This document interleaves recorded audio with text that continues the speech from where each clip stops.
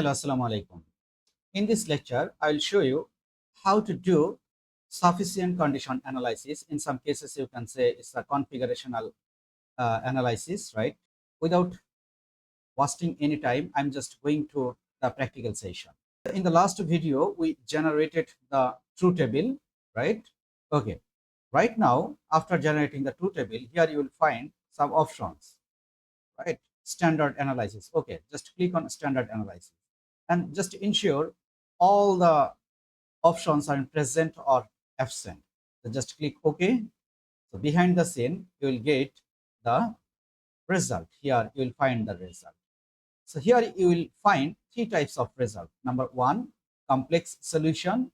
Number two, parsimonious solution, right? And number three, intermediary solution.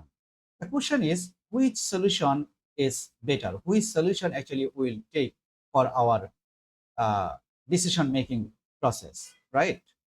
So among the three solutions, I mean complex solution, parsimonious solution, and intermediate solution.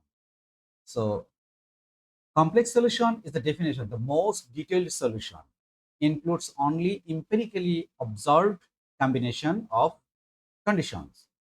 On the other hand, the most simplified solution is parsimonious solution, which uses all possible logical reminders, even those not observed in the data. But the intermediate solution is a balanced solution.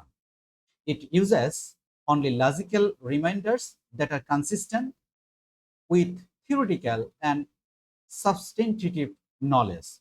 So for practical purpose, majority of the scholar, actually most of the scholar use the intermediate solution.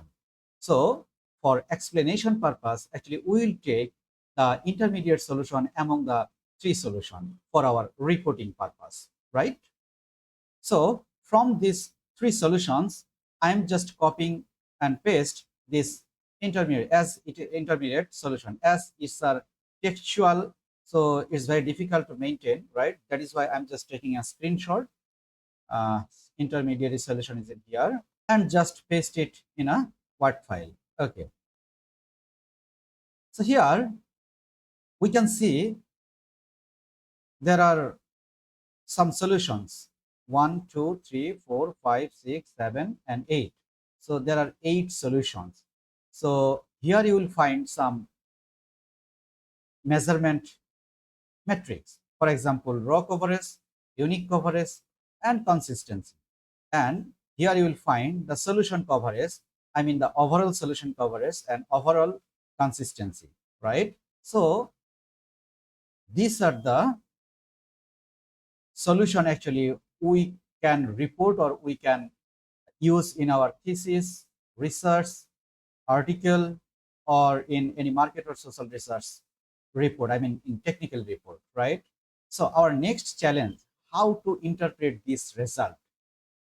Okay, so in the next video, I will try my best to show in a simplified way how to interpret this result in a effective or meaningful way. After the next video, okay, Allah Hafiz, bye bye.